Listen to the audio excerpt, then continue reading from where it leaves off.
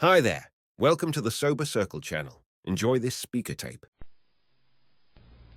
This recording is part of the Northern California Tape Library about alcoholism and was recorded on Sunday, August the 4th, 1985 at the 8th Annual Sierra Nevada Roundup held in Sparks, Nevada.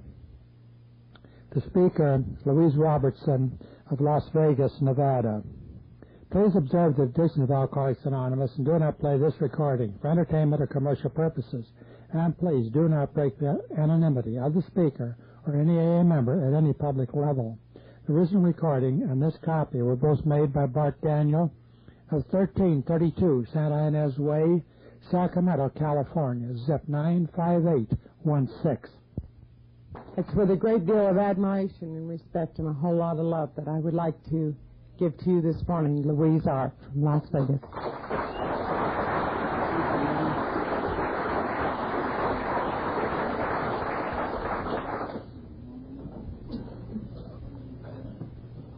Hello, everybody. My name is Louise, and I'm a very, very grateful alcoholic.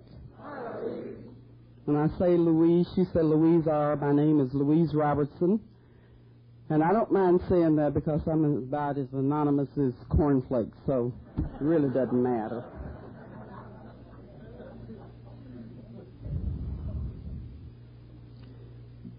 What I would like to do before I start my talk is to thank the committee for inviting me down.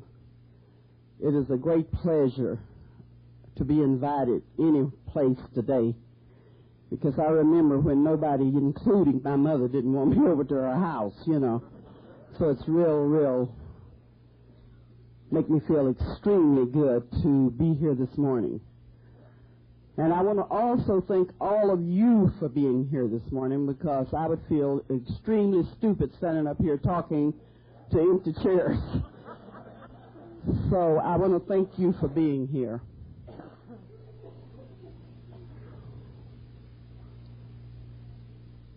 Something else I would like to say before I really get into my story, if you want to call it a story. Being the last person to speak on a program, it's got its advantages and its disadvantages. One of the advantages, a lot of the speakers that speak before you, including Al-Anons, because I went to a couple of the Al-Anon meetings. I enjoy Al-Anon meetings because Al-Anon saved my life, too, at one time. And I'm not one of those people say those little beady-eyed Al-Anons and, oh, those Al-Anons. I like them because I'm telling you, they done me. If it hadn't been for Al-Anons, they saved my life. And if they didn't save my life, they certainly saved my program for me years ago, when I was having trouble and I needed to know something about how to deal with people. So going to those meetings, the Al-Anon, the AA meetings, the marathons, I've heard my story in different ways from different people, different ages, over and over and over again, and so have you. So I don't have to stand up here and try to make up a story about a drunk-a-log to tell you. And I feel very fortunate in that, because if I would tell you a long, long story, I would be making up a lie, because I was a blackout drinker from the very start, and I don't know very much about my story. I know a lot about hearsay, you know, you done this, and you done that, and did you mean what you said, and boy, did you have a ball last night. I know a lot about that. But in most cases, I really wasn't there, you know. So a lot of my story and the things that I will repeat to you here today, there are things that people have told me that happened to me when I was out there. So I don't know if the story they made up and gave me, I don't know how accurate it is, but I know one thing for sure, that they haven't been able to tell me a lot of those same stories since I've been in this program. One of the disadvantages, it caused you to keep trying to change your story to not say something that they've already said. And, I was going to say that.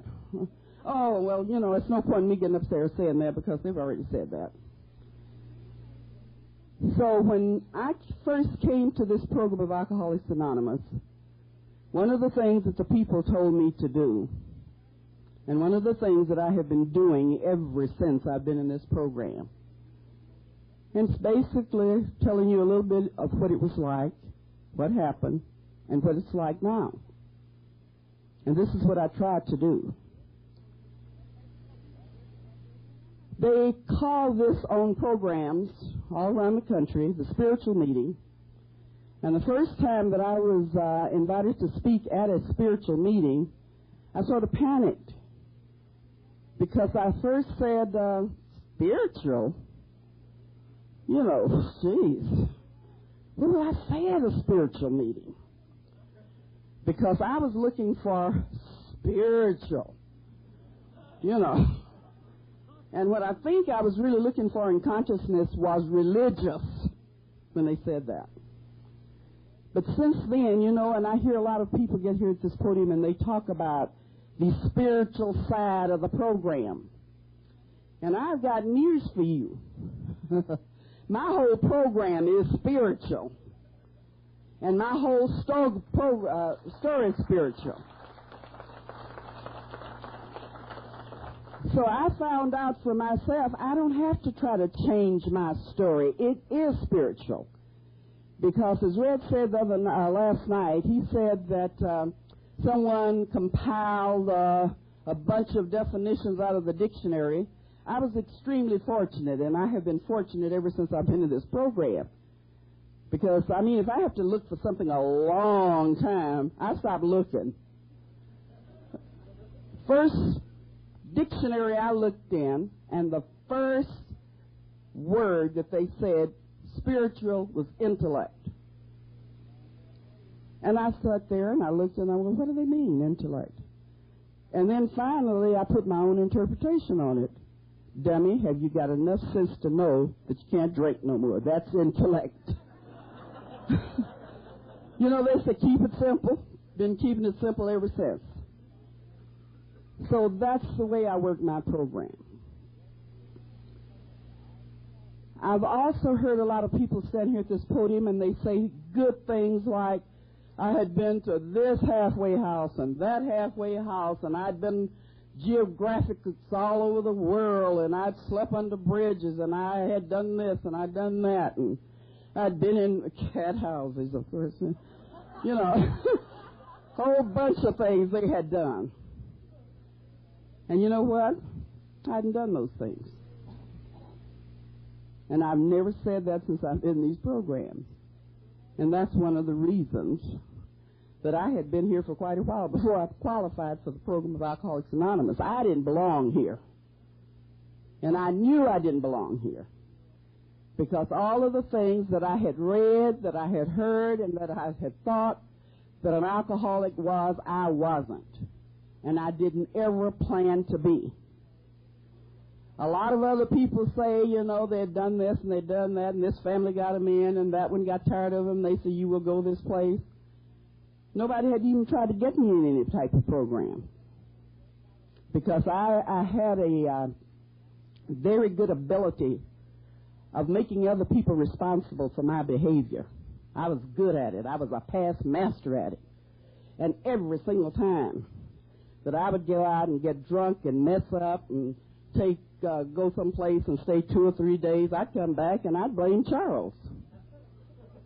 I'd come back in the door just as defensive as you please, so much so till one time he told me, I'm sick and tired of you getting into all kind of scrapes and then making me feel defensive. But I was good at it. And I really didn't think when I came here I had a problem. A lot of people say, well, I came to AA because it was the last place I had to go. I came here because I was motivated to come here. And I got sober in Los Angeles, and some people will know where I'm talking about. And what motivated me, I had 2 choices. I could go to the program of Alcoholics Anonymous, a Camarillo State Hospital for the insane. And since I didn't want to go to a hospital for insane people, I decided to come to AA. But those were my choices. And this man meant it. He meant every word he said, and I knew it.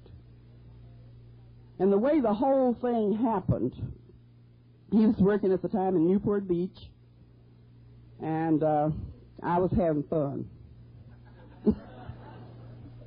Lot of fun. And he didn't know really what to do with me. And so I had a house in Los Angeles, and so then he found me a place down in Newport so he could take me to Newport so he could watch me.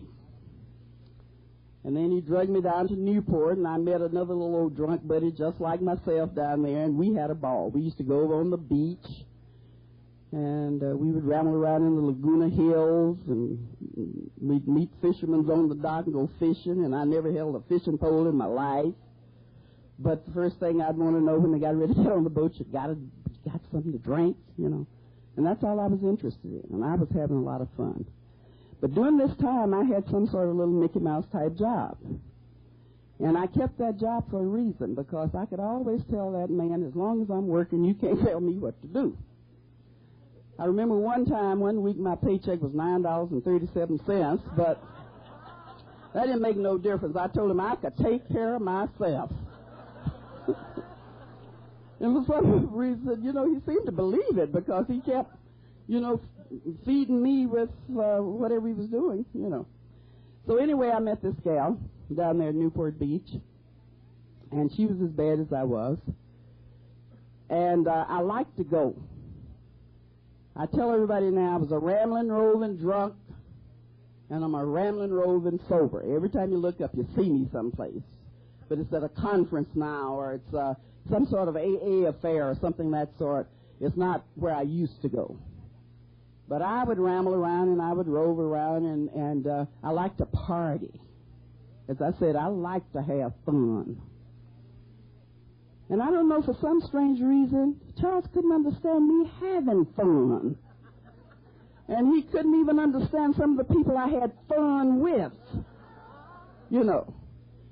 And he would come home sometimes from Newport, and I'd have these characters in the house, and he would run them off. You know, you people, get out of here. And I said, well, you mean you're going to run my friends off? And he said, who are these people? And I said, well, what's your name? You know, my friends. But I always accused him of not wanting me to have fun. He didn't like to see me have fun. And so on this particular night, when I first heard about the program of Alcoholics Anonymous, this girlfriend that I had met down there in Newport Beach, she lived in Pacoima, but she worked in Newport. And he lived in Los Angeles, and he worked in Newport. So, we get together, and as I say, I like to go, and nobody was giving a Columbus Day party.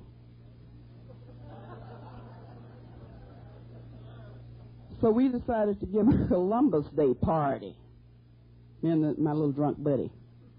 And we're going to give it at her house in Pacoima. So I left Newport that evening, that Friday, and I went home to L.A., and she wasn't going to get home until that Sunday. So I went home, and Charles, he wasn't going to get off from work until that Sunday night in Newport, so he wouldn't be home till Sunday night. So I go home, and I start getting ready for the party that we were going to have Sunday in Pacoima, getting ready. And I start drinking. So by Sunday, I'm ready for the party. I was so ready, in fact, I couldn't drive to Pacoima from Los Angeles. So what happened, my sister came, she said, well, I'll drive you down there. And when she came to take me, she was with the guy. And so this guy drove us to Pacoima. Now, they sat in the front seat of this car, and I sit in the back seat. And I had ruined Charles's car with ice because I like ice in my glasses. I didn't drink from no bottles, and I didn't just drink out of paper cups and things. I like ice in glasses. And he used to buy ice in these little plastic bags, and it had melted all over the carpet of his car and all that stuff. So he bought me a little Scotch cooler to put my ice in when we traveled. And so I got in the back seat of this car with my little Scotch cooler, with my ice and my pint of gin and my grapefruit juice and my glass, and that's the way I went to the party. And I was already ready because I started Saturday morning getting ready for Sunday. So I was already ready. And by the time that we got to Pacoima for the party, I was really ready. I mean, really. Now, my sister tell me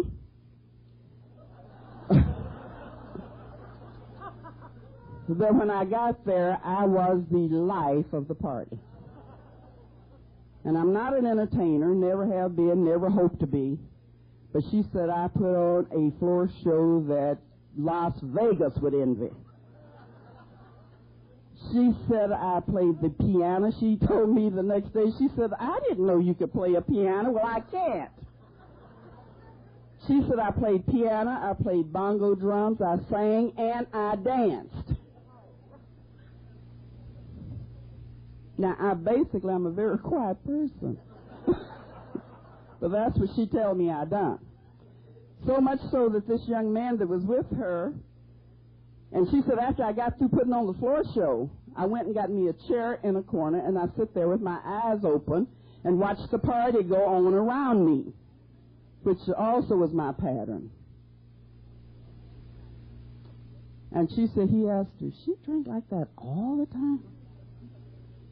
And she told him, no, just on weekends. Now, the reason she said weekends was because that was the only time that I was there in Los Angeles out of Newport Beach. And that's when she saw me, and that's where I drank then. She said all they had to do, in fact, one time when I had one of my resentments that I had to get over after I came in this program, was my husband tying me to a chair. And she said the reason that they tied me to the chair, and they called him to come get me, because they said they didn't know what to do with me. And I was insisting on going out, and she said she knew if I had went out on the streets, I'd brag about never being arrested for being drunk. But the reason I wasn't, they tied me to a chair, and I couldn't go nowhere in this chair, you know. And she said he came there, and he said he was angry with them when he got there and saw me all tied up like that. And so he said, just a minute, baby, Daddy will untie you. And so he untied my feet, and I kicked him. And he hit me. And I came in this program with that resentment because that man hit me. Sick. Really, really sick. But anyway, this guy asked if I drink like that all the time, and she said no, just on weekends. So she said he asked her, would you mind if we take her somewhere where she can do something about her drinking? So my sister volunteered me to this program. Now, I didn't know where she was volunteered me to, because when he came over, I told you I was a rambling, roving drunk, and he said, would you like to go? And I said, yes. And by the time I got yes out of my mouth, he said, to a meeting of Alcoholics Anonymous. Well, gee whiz, what do you do? So I told him, okay, I'd go. And this was on the way back to Los Angeles after the party was all over with. And so we get back to L.A., and he asked me, he said, promise me one thing, that you won't drink until I get here and pick you up tomorrow, and we'll go to a meeting tomorrow night. And I gave him a typical alcoholic promise. I said, I won't drink. And he said, okay, I'll be over tomorrow night, and I'll take you to a meeting. Well, I started kind of sobering up that Monday afternoon, early Monday afternoon, and I didn't like that feeling. I didn't like that feeling of sobering up, and so I figured the best thing for me to do is get me a drink, even though I promised this guy, I forgot all about that. But me promising him I would go someplace with him. And this is where I was already at home, And I was in my favorite old dirty bathrobe. And at that particular time, my hair was much longer than it is now. It was long, really long. And it was sticking all over my head, you know. And I was dressed with this old dirty bathrobe on, you know, with food dropped all over it. You know, that's what I call my drinking robe, you know, kind you don't care what get on it. And so since I was dressed, I had my lipstick on my lip and my teeth and, you know, wherever I could hit it. And I'm all ready, and I'm sitting here, you know, having my cocktail. By 2 o'clock in the afternoon, you know, I'm home. I'm minding my own business. And my doorbell rang, and I go, and here's this guy from AA, 2 o'clock in the afternoon. So by the time he gets there, and he said, well, I was just coming to see, you know, if you're okay and if you're going to be ready to go to this meeting tonight. No, I have changed my mind. I don't care to go. Who would care to go? You know, I'm sitting here, and I'm enjoying myself. In my own house, I just got through dancing to a record player with a broom. You know, I was having fun. And he got me talking about going to an AA meeting. And I told him, no, I didn't care to go. So my sister said then, because she came over with him, he asked her, well, do you mind if I call somebody else to come and talk to you? And she said, no, call anybody. And so she called this old guy. I found out later that had been sober in the program about 12 years, and he was about the meanest old thing in Los Angeles. And I'm sitting here looking real seductive with my hair all over my head, and there's lipstick on my teeth and this old dirty bathrobe on when he walks in. And I'm pretty calm because, you know, I'm entertaining. I have company. And this old guy walks in the door and took one look at me, and he said, is that the victim? And he shouldn't have said it. He just shouldn't have said it. Because I came completely unglued. My sister says she has never in her life heard me talk and say some of the things that I said to those two men. And she said I was screaming and ranting and raving and having a fit, and said Charles came up. My Charles. And he walked up, and this poor guy, he had long since not known what to expect. He was always running people off, and me and everybody else, and everything else, trying to keep things straight. And she said he walked into that room, and by then I was in the back bedroom, screaming back to the front, cursing everybody out, telling them all to get out of my house. I didn't need them. I used to lose drinks, and I had drinks scattered all over the house because when I'd lose one, I'd fix one someplace else, and, you know, it was just total chaos. And she said, Charles walked in there, and he said to her, what on earth is going on here? And she said, all she said to him was, these people are trying to get her to go somewhere where they can do something about her drinking. Now, that's what my sister told me. What I'm telling you that kind of sobered me up was he marched back in the bedroom, and as I have told you, I just hinted to you that this man, he gave me everything under the sun that he could really, really afford to give me, and I knew it. And I knew when I could cry and get away with things. I knew when I could pout and get away with things. I knew when I could get angry and get away with things. And I knew when there just was no hope, when I couldn't get away with nothing. And that was when his eyes got like little pinpoints. And when he got them like that, because he didn't even drink that much. He would drink sometimes to drink it up for me, but he was not a drinker. And he came in there with those little squinchy eyes. And he took one look at me. And he said, look, I want you to get back in there and listen to what those people have to say. He said, because I've had it up to here with you and done like that, you know. And I looked at him and I said, geez, to myself, you mean what do you say?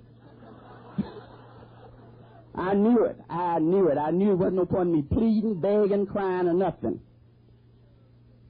And I found out since I've been in this program exactly what was happening to me at that moment.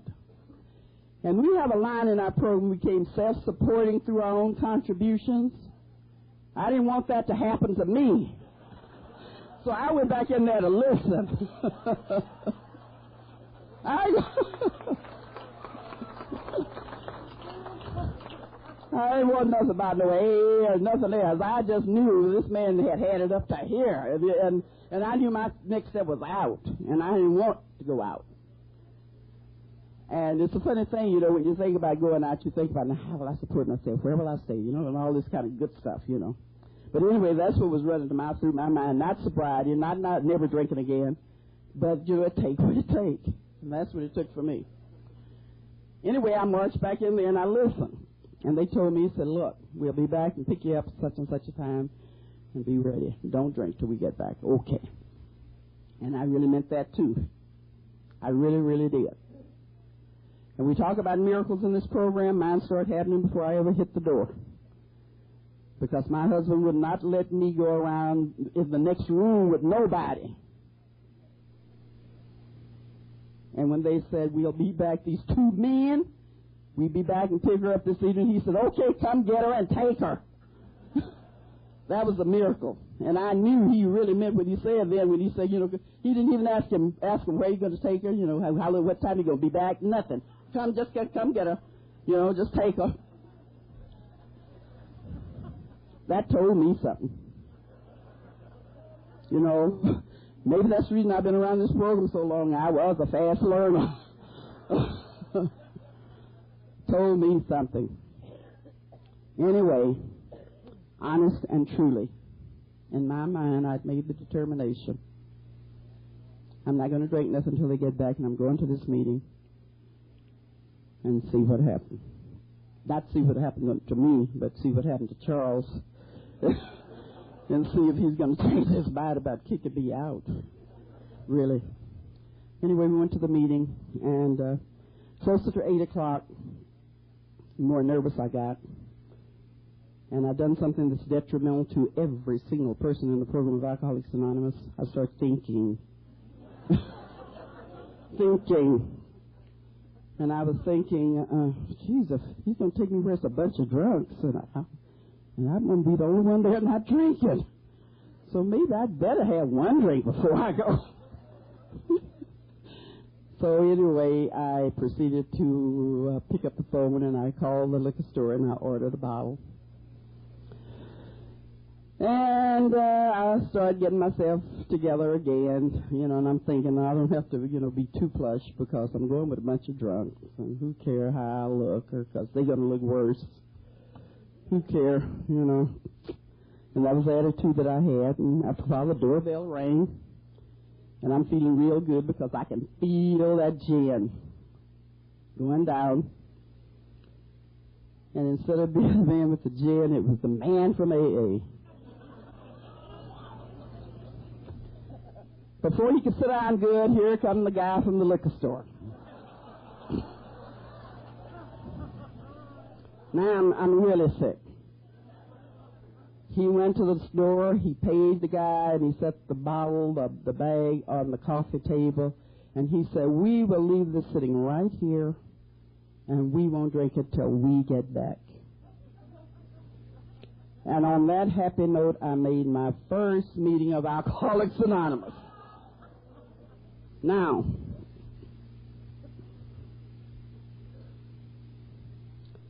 on the way to this meeting, I didn't hear very much that was said because the only thing I could think about was my bottle. And I'd left it sitting there on that coffee table, and I couldn't get it. And I didn't know what they were talking about, but I did hear one thing that they did say.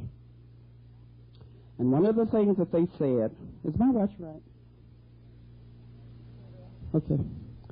One of the things that I did hear, and they said, you will see people that you will be able to identify with. Well, I said, okay. So our first thing that I did not identify with was the people in the meeting. I think it was the first old-timer meeting that they ever had in the world. All these old people been there with 15 and 12 and a whole bunch of sobriety. And I'm sitting here and I don't believe a word of it, so naturally I didn't listen to them. I wasn't capable of listening to them because I didn't believe them. And I remember somebody said they had been sober for 9 years. That got up there, and it looked like the original businessmen's luncheon or something, or the celebrity luncheon. Everybody was dressed real good. I was the worst looking something in the whole place, you know.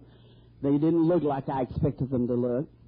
And I'm sitting here, and when this guy said 9 years, I said, well, I wouldn't say myself, I wouldn't be sober 9 minutes if you let me out of here.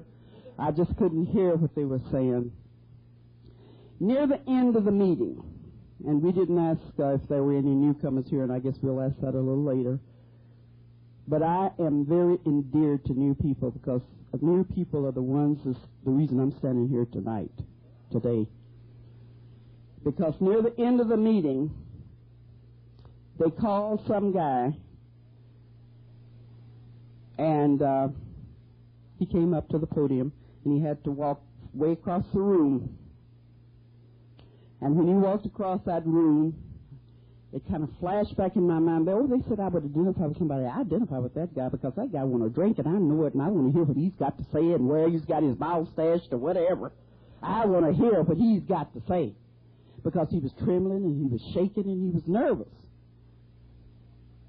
And this little nervous, trembling guy got up there, and he said his name was whatever, and I've been sober 2 weeks. And when he said that, I felt like saying, jeez. But what was amazing, everybody in the place started clapping. Just like bringing the house down, like he had said something real important, you know, and I'm trying to figure out what the heck did the man say, you know, 2 weeks. But another miracle happened in my life right then and there. Because I made up my mind then, I'm going to stay without a drink, and I just said sober then, but I said I'm going to stay sober for 2 weeks. And I'm coming back to the same meeting, and I'm going to say that same thing, and I'm going to see if they're going to clap for me. I said a little bit earlier, take what it takes. And I left there that night in my mind to stay sober for 2 weeks because how dare they clap for him just for saying he hadn't had nothing to drink for 2 weeks. Anybody can go 2 weeks without a drink. And that's the way I felt. And that's what I left there with in my mind, to stay sober for 2 weeks. Now, that's been over 25 years ago.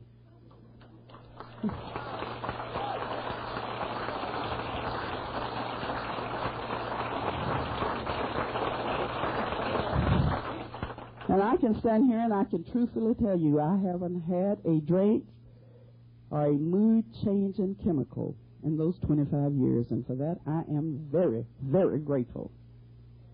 Because it's another miracle in this program. It worked, whether you want it or not. Whatever your reason for coming here, it worked. I am living proof of that. So anyway, I left that meeting with that determination. Somewhere along the line in that meeting, somebody had pushed a bunch of this AA literature stuff in my purse. I don't know who put it in there, when they put it in there, but my purse was chock full of it. The next miracle that happened in my life in this program was when I went home that night, went to bed, and went to sleep.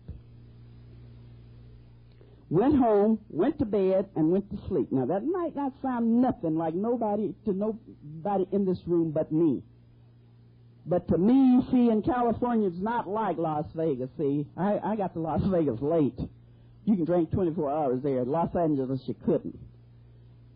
So, therefore, my husband knew where every after-hour joint in Los Angeles was, because if there was no booze there for me to drink at night, Nobody, not only me, nobody around me slept.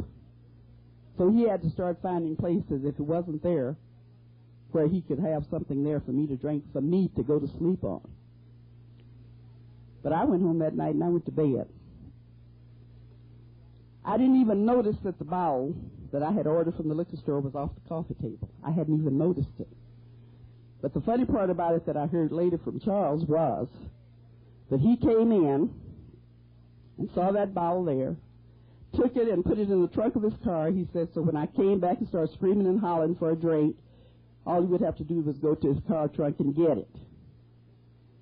And he said he kept sitting there, and he stayed up all night waiting on me to ask for that bottle, and I was sound asleep. And he said I was sleeping so sound that he would come in every so often and listen for me to breathe, because he said he didn't know what was wrong with me. He didn't know what was wrong with me. The next morning when I got up, and the rest of my talk will be about what happened.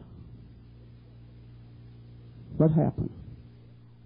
They had all this literature in my purse, and I didn't know it was there. And the first pamphlet that I read was a letter to an alcoholic woman. And I read that thing, and I would read one paragraph, and I said, well, maybe I am an alcoholic. And then the next one I'd read, I know, that's never happened, I'm not. Then I read something else, yeah, well, maybe I am. Well, no, I'm not, you know. And I read all of that literature sort of like that. And I found out much, much later the reason that I was reading it that way, because I found out something important for me. In this program of Alcoholics Anonymous, I had to first learn the language of the program. So, you know, we come here, and we have a step that says something would restore us to sanity. So that's indicating to me that I had to be in some state of insanity when I got here. And I'm reading a bunch of literature that was written by sane people. How could something that was written by sane people make sense to an insane mind? So I had to hang around here long enough to understand the language of the program, to understand what these people were talking about. Because we sit here and we laugh about people falling down steps and breaking legs and doing this. And when I first came here, I thought the people were just sadistic. I didn't know they were identifying. They talk about identifying. They were saying, well, I've done that too, and laughing. And I thought, gee whiz, what kind of people are these I've got myself into? I didn't know what they were talking about. But anyway, I read all of this stuff, and then they told me something else. They really, really tricked me. They told me something else, and they said, make 90 meetings in 90 days. Now, I felt like, now, that's kind of stupid. But as I told you, when I came into the program and where I came in, everybody there was mean. They had been in the program a long time, and they hated people. And they'd done everything, real mean. Gal, you make 90 meetings in 90 days, Well, since Charles wasn't acting right anymore, I figured now if I do these 90 meetings, first I was going to do it 2 weeks, and I was going back to that meeting. I don't even know where the meeting was. I don't think I've ever been back to it again. But they were talking about all this 90 meetings in 90 days business. I said, well, I know what I'll do. I'll do all this stuff, and then when I go back to drinking, then Charles will stay off my back. He'll leave me alone because I'll tell him I've done everything they told me to do, and you see it didn't work. And that was my motive. That was my idea. And they were telling me 90 meetings in 90 days. Okay, I'll do it. And everyone that I'd go to, they said, keep coming back. Okay. And I kept trotting back.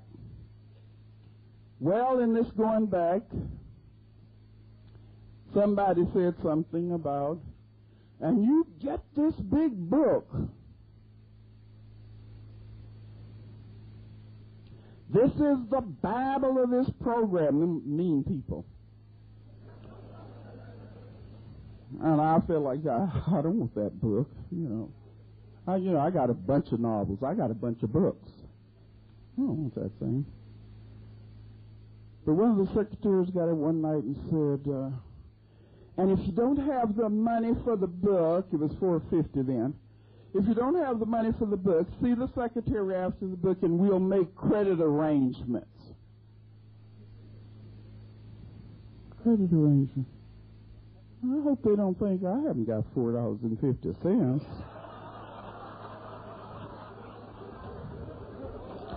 And I couldn't hardly wait. I didn't hear another thing that was said in that meeting. I couldn't hardly wait till that meeting was over with, till I went up there and threw my $5 bill down and told them to give me that big book and keep the change.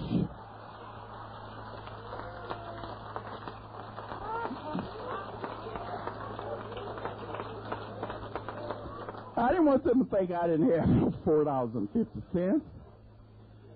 But when I done it, they patted me on the back and say, now, honey, you read this. Geez, I hadn't planned to read it. I just wanted them to know I had $4.50. See? But anyway, they told me to read it, and so when I go home, with this little old blue thing in my hand that night, Charles said, what's that? I said, well, this is what they say is the Bible or the program or something supposed to keep you from drinking or something, He said, well, read it. Boy, he was tough, too. He was as mean as those people, So anyway, I started reading it, and it really wasn't that exciting. I read it. What's so exciting about this thing? And I read chapter 5, 6, and all that. And then I happened to be at a meeting one night. And one lady, I was watching two ladies real close by now. Really watching them. Because they were talking all this stuff about sponsor. Get a sponsor.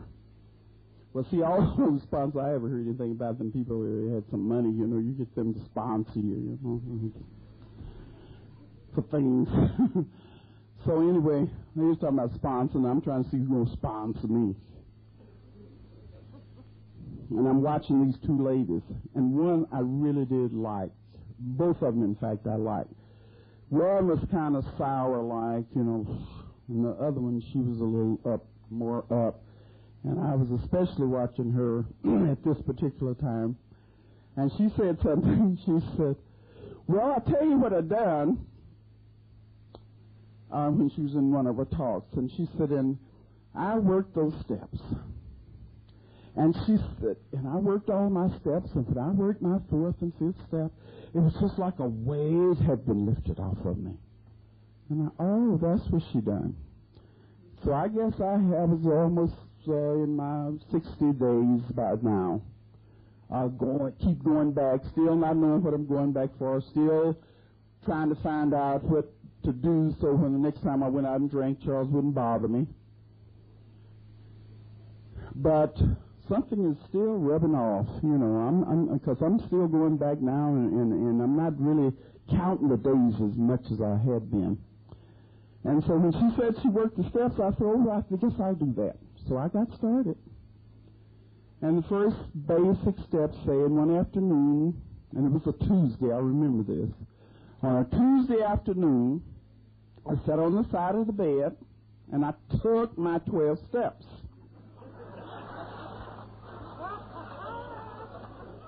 All 12 of them. First step say we admitted we were powerless over alcohol and that our lives had become unmanageable. I said, okay, I'll admit I'm an alcoholic. I've been around long enough now to know. But as far as my life being unmanageable, it's really not that unmanageable. So I don't think I need the second half of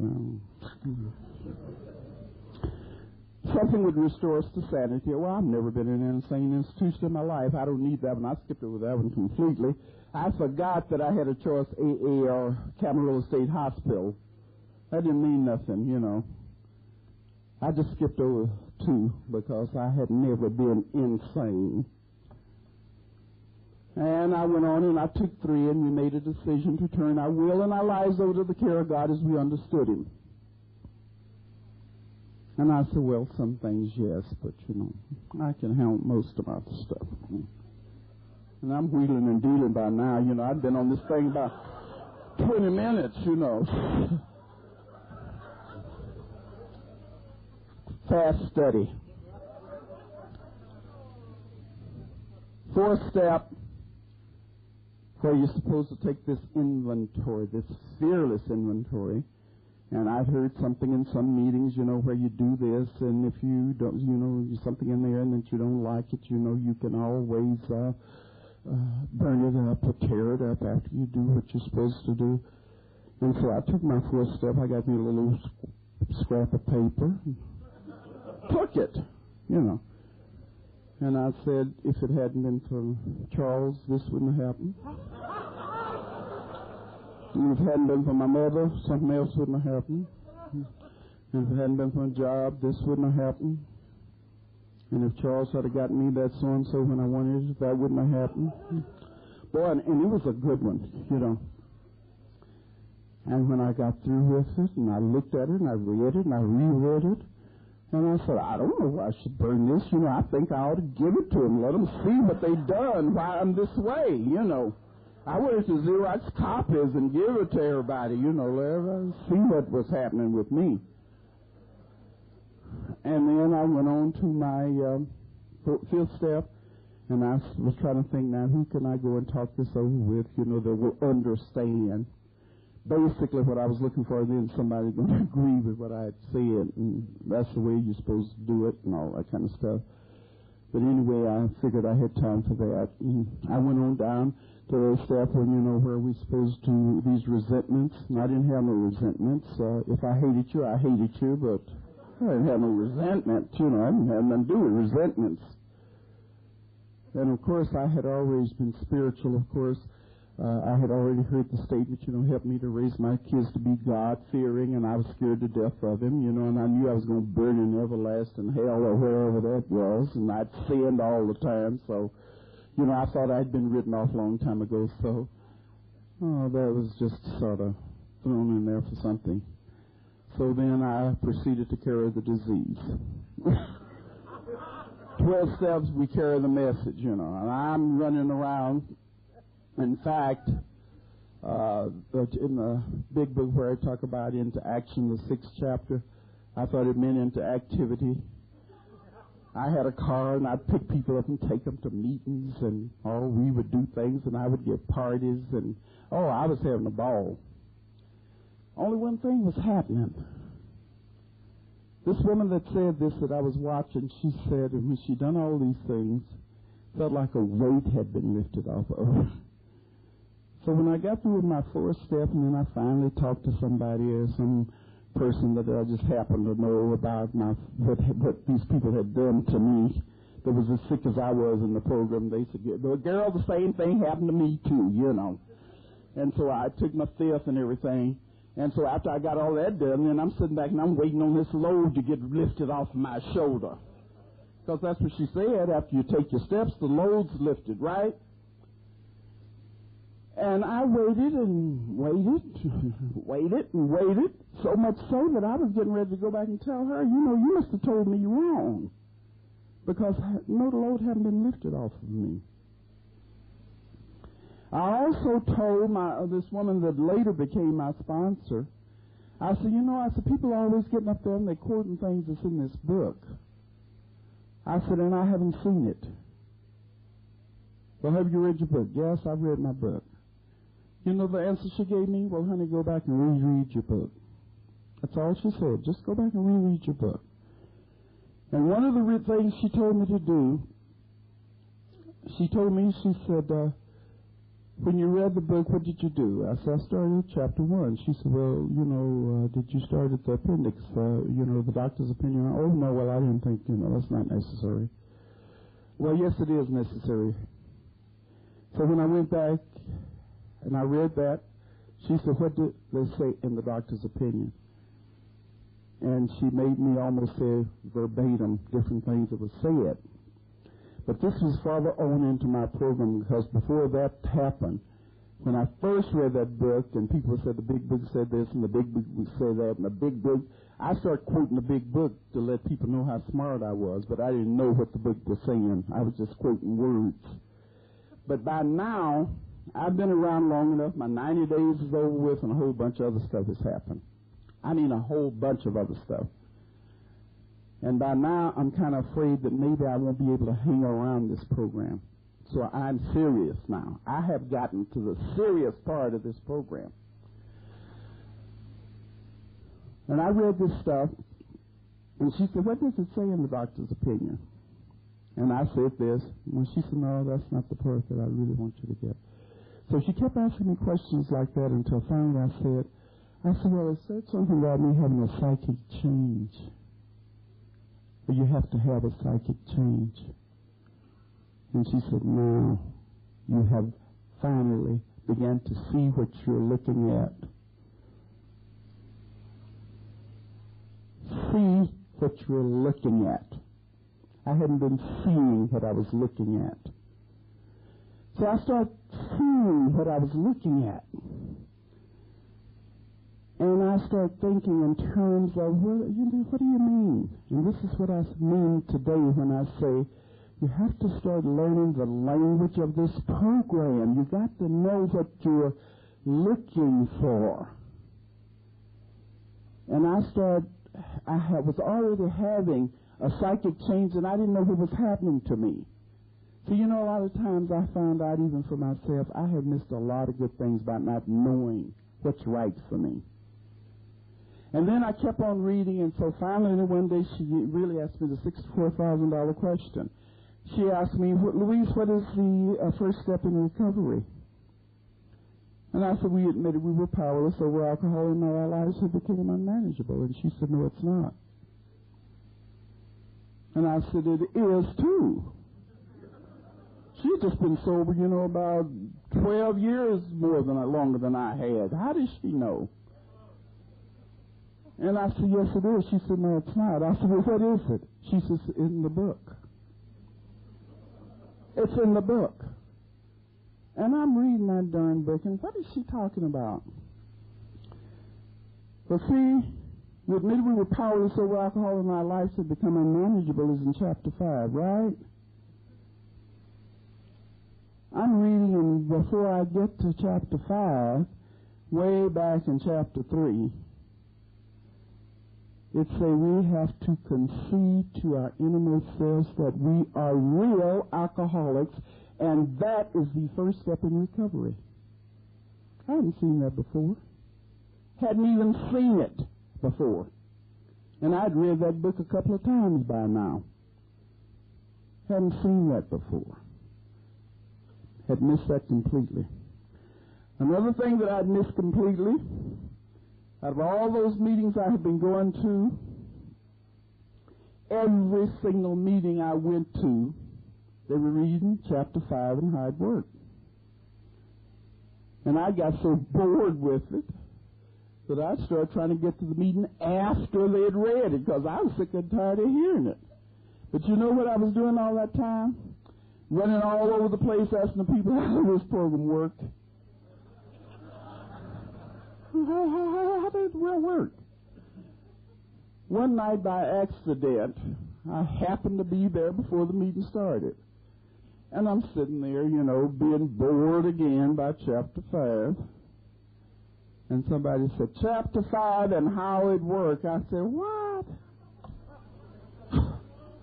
I had never heard that before.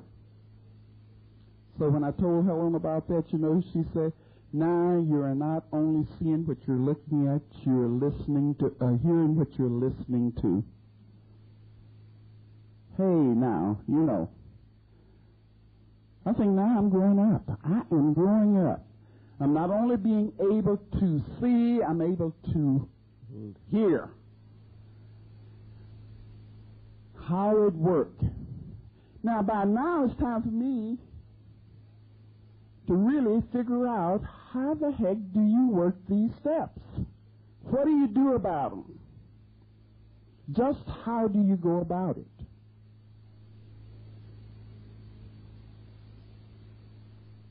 So I asked Helen that, and she told me to go back and reread your book. Done it again. She had me reading that book so much that I got so sick of it, but I got it right now. It's in leather bound, and I wouldn't trade it for nothing in the world. It's underlined, it's raggedy, it's everything, but it's mine. I have bought a lot of books for newcomers, but nobody will ever get that one. That's my book. But I got back to step 1, and it said that we admitted we were powerless over alcohol and that our lives had become unmanageable. You know what I found out by the time I got back to that step, and I'm leaving out an awful part of a long part of my story because we just haven't got time to hear it all, because I was pretty obnoxious when I first came to this program. But step 1 said that my life is unmanageable, and I found out when I went back to take that step later, that thing didn't say one thing to me about as long as you're sober, your life, drinking, your life is unmanageable.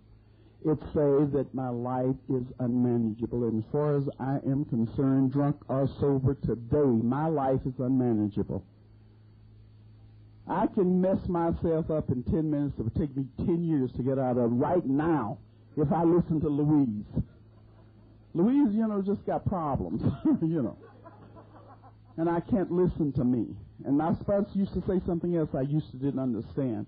She said, Louise, when your head and your heart start matching, then you're what I would choose to call a well-balanced person. Chuck used to tell me that same thing. And the last time I was down to his place, he told me, he said, you're almost there. You're almost there. And I don't care how much I was there. He never would tell me I was there. But, you're almost there. But anyway, they kept me on my toes. So I say now, today, by myself, I'm absolutely nothing with God. Everything.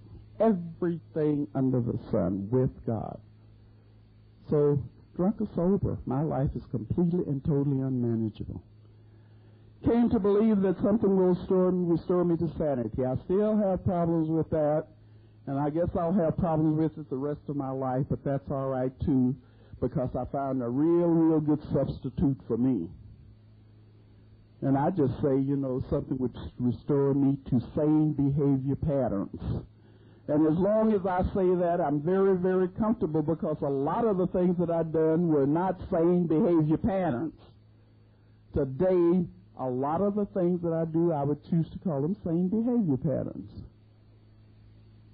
When you're driving a car drunk and you wake up the next morning with the sun coming in the windshield of the car and one more turn of the wheel, you're going to plunge down on Pacific Coast Highway. That's kind of insane.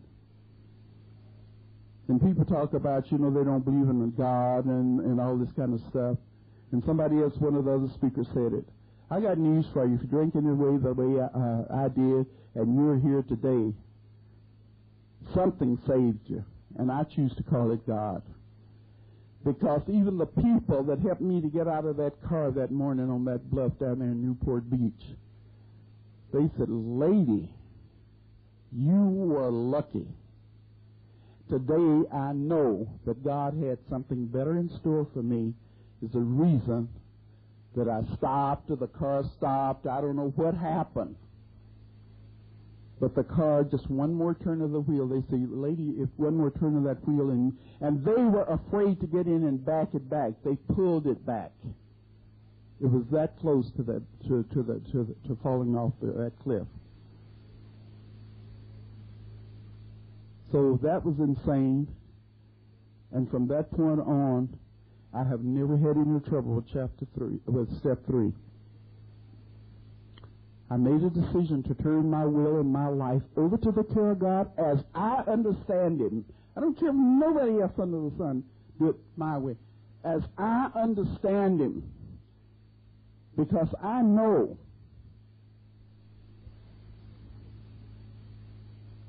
I have to turn it over.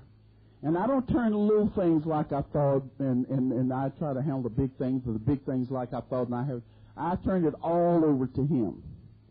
And I even have a selfish reason for doing that. You know, I mean, I can put in the interpretation I want. So now when I say, God, you know, you got it. If things mess up, I didn't do it, you did. You know, I didn't do it. But I turn everything over. And I hear a lot of people get up here and they say things like, you know, I turned it over and then I took it back. But yet still they have the audacity to stand here and say, it's a power greater than I am. How can I give you something if you're greater than me and just arbitrarily take it back? I can't do that. Sometimes I thought I had turned it over and I hadn't. When I've truly turned it over, it's out of my hands. I can't just walk up and take it back. But I want to tell you, you know, I think I have a kind of comical type God. I can keep annoying him so, and he said, well, okay, fool, here you go. If you want it back, take it. I don't think I took it. I think he might give it back to me. But anyway, regardless. And I don't do that too often because I have found out, and somebody asked me, Louise, how do you know when you're doing it? I said, because when I'm doing it right, I'm comfortable. When I'm not, I'm uncomfortable. I know when I can force myself to making these decisions for myself. They're not right. I just allow it to happen. I pray now more for acceptance than I do all that other stuff. Just help me to accept it. Okay. Fourth step, finally got back to that yucky step. And you know what that book said? You take a moral inventory of yourself. Didn't say nothing about all those other people. And I've done that too. And I wrote down a whole bunch of stuff. And when I wrote that stuff down, the person that was on that paper, I didn't like. And I talked to my sponsor about that. And she said, you know, a lot of people say things like, restore me to the person that I used to be. She said, I don't want to be. She said, I always try to set an image of a person I would like to be, and I strive for that image. That's what my fourth step done to me. But that fourth step done to me, it gave me an image that I wanted to strive for, and it was nothing like the person that I had thought I was all that time. I was a greedy, selfish, gimme type person. And I made up my mind when I really, really got into that fourth step, from now on I'm going to be that same identical way in giving. And the people that know me, they know I gave and I gave and I gave, and I am still giving. And I gave to the point where it was really, really making me sick.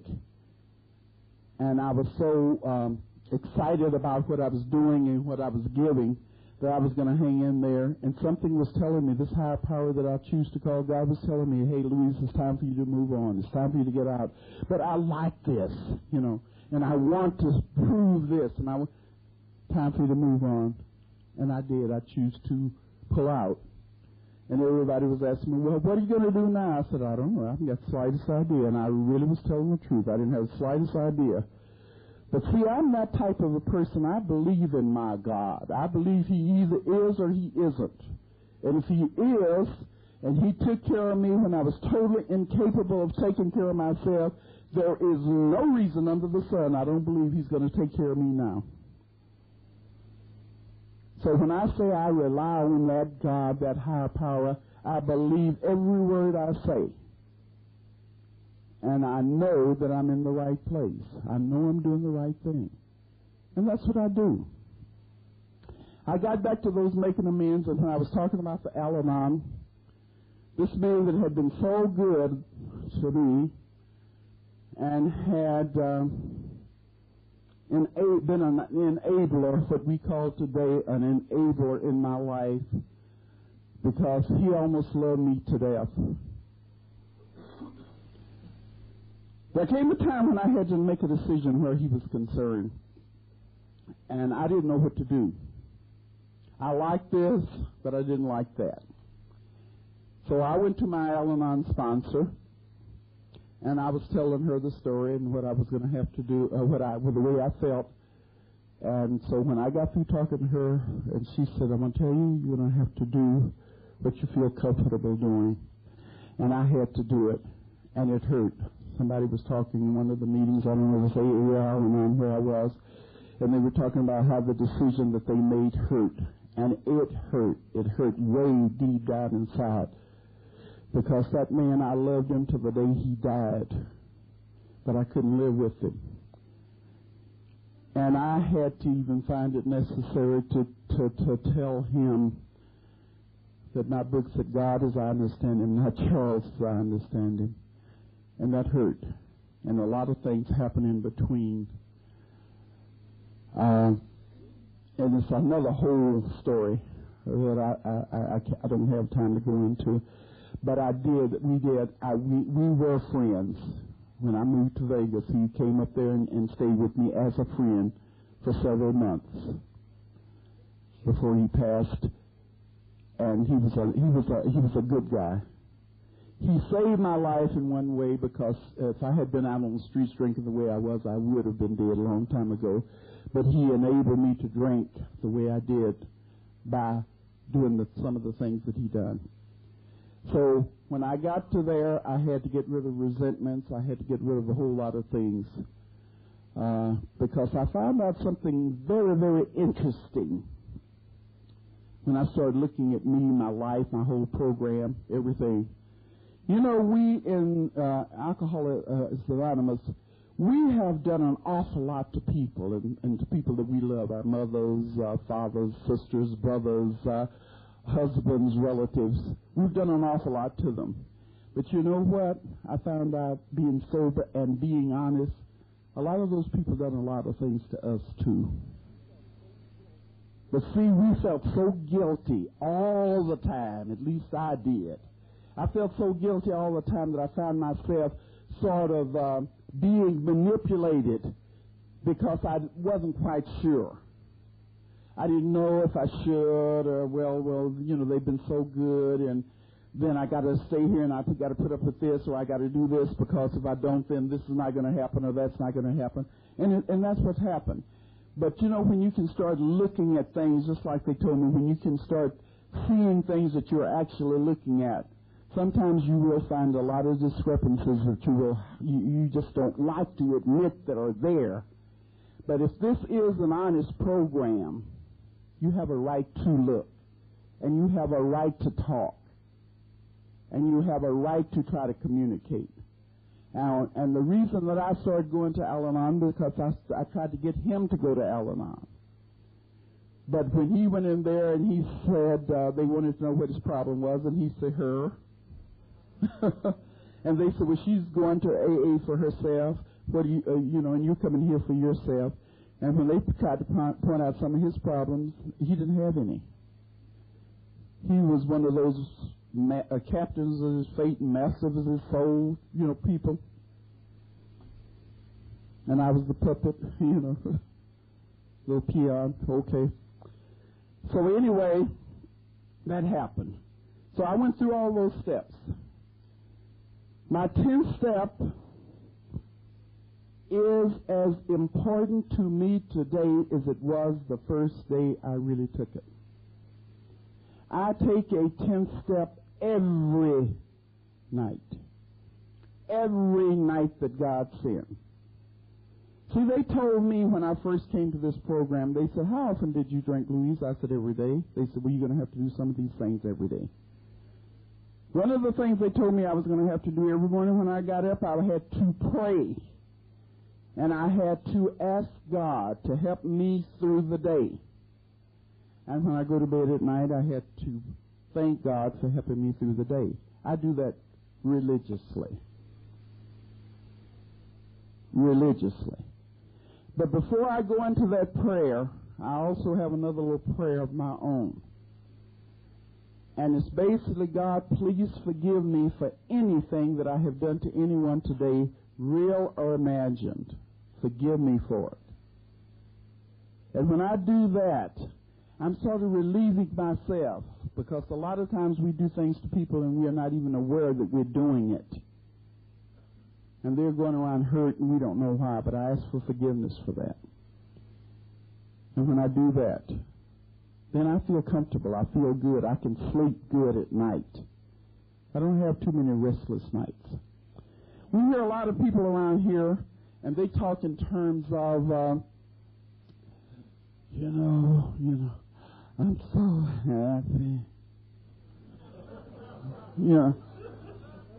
Like they're getting ready to drop dead. How you doing? Oh, it's fine. You know, I wonder, what is this? You know? And you hear a lot of people from the podium, they say really cute things like, well, I'm sober today, but I don't know what's going to happen to me tomorrow. You know, when that book's got all those beautiful promises in there, they say if you do these things, this will happen to you. You will have peace of mind. You will have all of these good things if you do a few simple things. And they act like, you know, well, and you know, all I have to do is go to my book and find out, you know, what I'm not doing. And I'm not one of those sponsors. I sponsor a lot of people. And I'm not one of those sponsors who say, well, what step haven't you been working today? I don't ask people that. I just ask them, are you comfortable? And when I mean are you comfortable, I don't mean are you comfortable going to a meeting or this, and that. Are you comfortable in here where it really, really counts? You know, our feelings is the best barometer we will ever have. That's the best barometer that I will ever have. And if I'm feeling okay, I know I'm okay. If I'm not feeling okay, I'm not okay. And when my sponsor told me when I first came here, say, anytime you're feeling that way, go back in your life at least 24 hours and see what's been happening to make you start feeling bad. And I used to do it, and sometimes I would have to go back 24 hours, and sometimes I would even have to go back maybe 26, 28 hours to try to find out, well, this happened, that, no, that's not it. I am so in tune with my feelings today, I can go back the last hour. If I'm not feeling right, something's wrong. And I can go, oh, I know what it was. Something I said, something was said to me, something that didn't strike me just right. But there's such a thing as making amends. And a lot of us, we come here into this program just like I was. I thought that once I made amends to you, once I made amends and told you I was sober and I was straight and everything, and I cuss you out tomorrow, I don't have to make no more amends to you. I've already made them once. You know, and one guy, one of those old mean old timers, you know, they have a new terminology now, tough love. They had it when I first came in the program, tough love. And this old guy said, you come in here a drunk horse thief, you're going to end up being a sober horse thief. And he used to say it all the time, and I just don't know what I mean. And so finally, I had to talk to him about it. Well, that's true, he said. And I said, yeah. I said, but I was just thinking, guy, when you get sober, who the hell run a horse? So why would you go steal it? You see what I'm saying? So if I don't want to steal, I don't care if I did steal horses before. If I come in this program now, you know, I'm able to work and go get some money and buy one, like one of the speakers said. I don't have to steal it no more. So that's what I'm talking about. This program will afford us the ways and the means to do things, so it's not necessary to do some of the things that we used to do. So the way I feel about my program, and I'm going to wrap this up real quick right now. A lot of people say that I don't ever want to go back out and drink again because if I do, I might die. You'll never catch me saying that. I say if I go back out and drink again, I hope the hell I die, like right now. Because I don't want to live as a drunk woman again as long as I live. I didn't like living as a drunk woman before. And with these people coming in, especially these younger people coming in the way they're coming in now, I know it's no better out there now than it was when I was out there. I don't want to go back out there. The beautiful part about everything I have tried to say in this talk about me can be summed up very simply. It definitely will not be necessary as long as God grant me the serenity to accept the things I cannot change, the courage to change the things that I can, and the wisdom to know the difference. Thank you very much.